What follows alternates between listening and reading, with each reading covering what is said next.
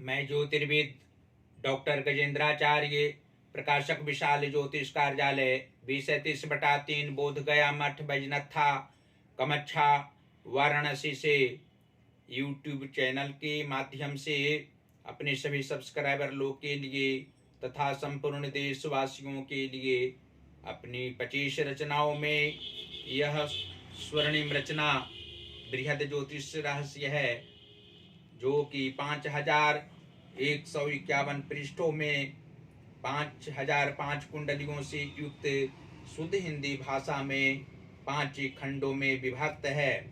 इस ज्योतिष महाग्रंथ बृहद ज्योतिष रहस्य को इतनी कलम अर्थात 525 कलम से मेरे द्वारा रचना हुई है।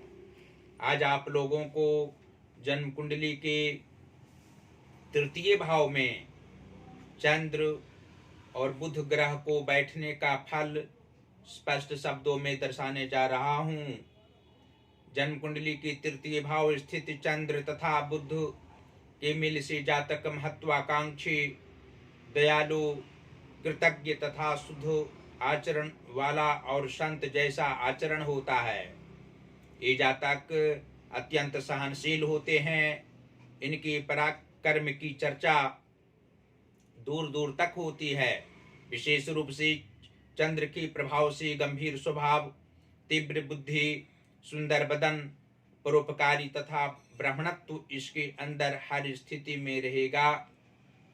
प्रथम भाव खाली हो तथा षष्ठ, अष्टम एवं दसम भाव में मित्र ग्रहों की दृष्टि इस भाव पर हो तो जातक तपस्वी की भांति जीवन यापन करते हैं।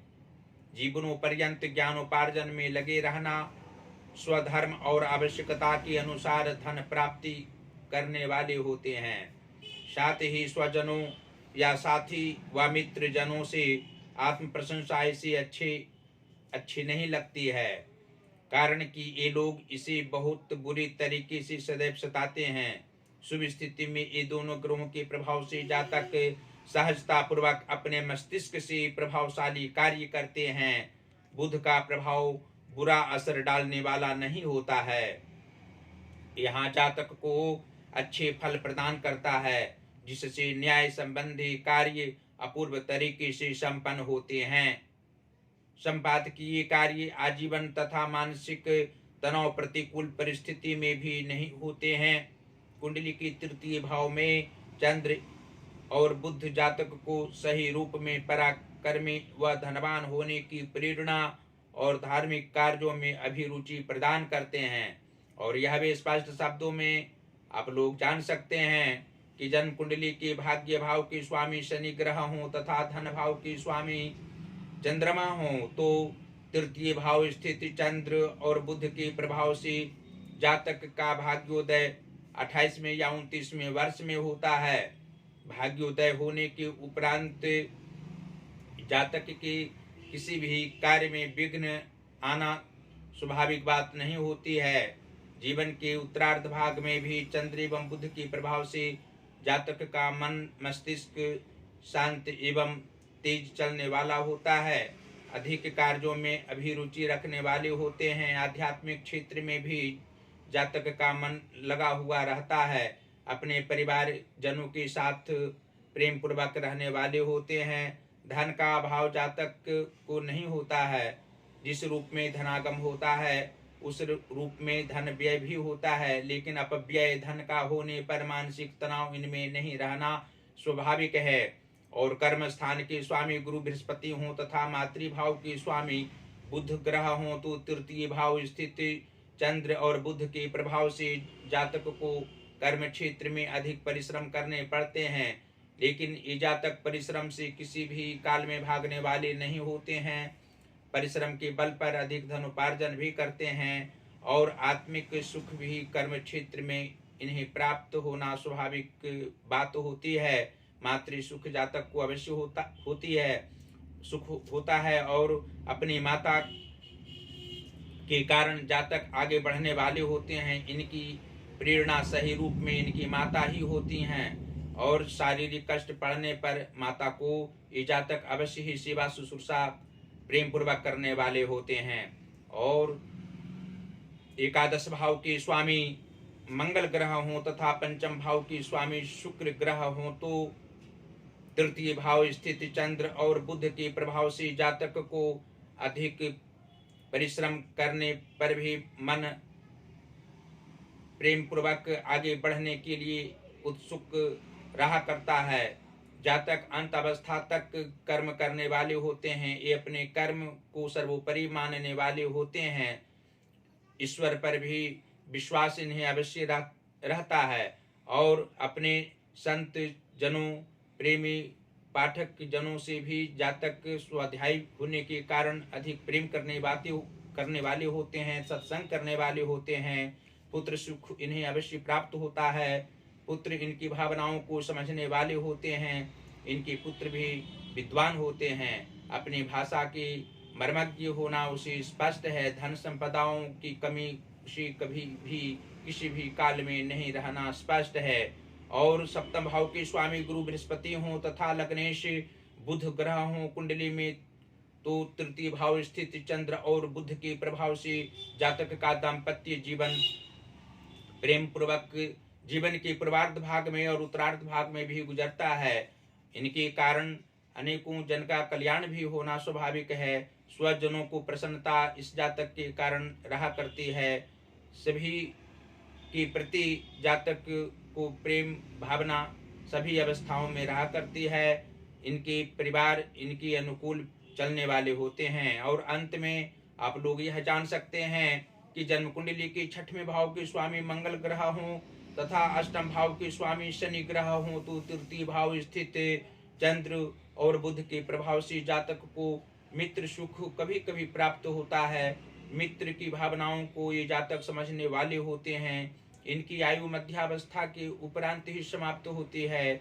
जातक को पूर्वार्ध भाग में शारीरिक कष्ट अवश्य होते हैं, लेकिन मनोबल इनका किसी भी काल में गिरने वाला नहीं होता है। और अंत में फिर आप लोग यह जान सकते हैं कि जन्म कुंडली के नीच भावों में यदि उच्च ग्रह बैठे हों और उच्च भावों में पापक ग्रह बैठे हों तो तृतीय भाव स्थित चंद्र एवं बुध के प्रभाव से जातक को शारीरिक कष्ट की सामना जीवन के पूर्वार्ध भाग में भी करनी पड़ती है और जीवन के उत्तरार्ध भाग में शरीर के ऊपरी भाग में रोग की संभावना रहा करती है। मानसिक तनाव भी हो सकता है, आर्थिक तंगी भी हो सकती है। इसके लिए भगवान श्री गणेश की आराधना करने से जातक को आत्मिक सुख प्राप्त होगा। धन संपदाओं का अभाव कदापि नहीं रहेगा। बुधवार को अवश्य ही भगवान गणेश की आराधना जातक को करनी चाहिए। मंगलवार को हनुमान जी की आराधना करनी चाहिए। मंगल का व्रत जातक रखें तो अत्युत्तम फल पारिवारिक क्षेत्र में प्राप्त होगा और धन संपदाओं का अभाव नहीं रहेगा, शारीरिक कष्ट नहीं होगा। भगवान शिव की आराधना करने से जातक को मनोवांछित फल किसी भी काल में प्राप्त हो सकता है। परिवार में एकता रह सकती है और अनेकताओं के बीच में एकता स्थापित करने की भावना जातक में आ सकती है। धन संपदाओं का अभाव अंत अवस्था तक जातक को भगवान शिव की आराधना के प्रभाव से नहीं रहना ज्योतिष की दृष्टिकोण से स्पष्ट है। और अंत में फिर इस ज्योतिष महाग्रंथ बृहद ज्योतिष रहस्य को मंगवाने के लिए अपने अपने घरों में आप लोगों को कहेंगे। इसको विद्यालय में, महाविद्यालय हो, विश्वविद्यालय हो, सभी जगह होने से आत्मिक सुख ज्योतिष शास्त्र का ज्ञान प्राप्त होगा और अनेकों जन का कल्याण होना इसके कारण अनिवार्य है। आप लोग इसको अवश्य ही मंगा सकते हैं। यहाँ प्रकाशिकीय कार्य भी होता है। यहाँ से हिंदी का पुस्तक आप लोग प्रकाशित करा सकते हैं, संस्कृत का पुस्तक प्रकाशित करा सकते हैं, इंग्लिश का बुक भी प्रकाशित करा सकते हैं। सही समय पर कम समय में पुस्तक प्रकाशित करके यहाँ से दिया जाता है और दिया जाएगा। आप लोग हमसे सीधा संपर्क कर सकते हैं। पहला संपर्क का नंबर है जो मेरा व्हाट्सएप नंबर है 94512287 और 47। दूसरा नंबर है जो मेरा पेटीएम नंबर है 88407617 और 92। इस समय अपनी 25 रचनाओं में 18वीं रचना जो वाक्योपदेश है 3333 वर्णानुक्रम वाक्यों में, उसका एक एक वाक्य इंस्टाग्राम पर हम ज्योतिष महाज्ञान अकाउंट बनाए हैं, उस पर हम दे रहे हैं। आप लोग अवश्य उसको फॉलो करें और उसका आनंद, हमारा जो वाक्य है उपदेश, वाक्य उपदेश, उसका आनंद आप लोग उठावें। फेसबुक पर भी आप लोग हमारे सभी वीडियो को देख सकते हैं। फेसबुक का आईडी है गजेंद्र आचार्य ज्योतिर्विद। इस आईडी को खोलेंगे तो अवश्य ही हमारे सभी वीडियो को आप लोग देखेंगे, आत्मिक आनंद प्राप्त करेंगे। और ज्योतिष महाज्ञान जो हमारा चैनल है उसको अवश्य ही सब्सक्राइब करें, घंटे का बटन दबाना कदापि ना भूलें और हमारी वीडियो को शेयर भी करते रहें। भगवान शिव श्री काशी विश्वनाथ जी की असीम कृपा आप लोगों पर बरसती रहे। आप लोग पर माता अन्नपूर्णा जी की अनुकंपा निरंतर बनी हुई रहे। आप लोग सदैव स्वस्थ रहें, प्रसन्न रहें, अपने परिवारगण के साथ प्रेम पूर्वक हमारी सभी रचनाओं का अध्ययन करते रहें, वीडियो देखते रहें और आप लोग आत्मिक सुख अवश्य ही प्राप्त करते रहें। धन्यवाद।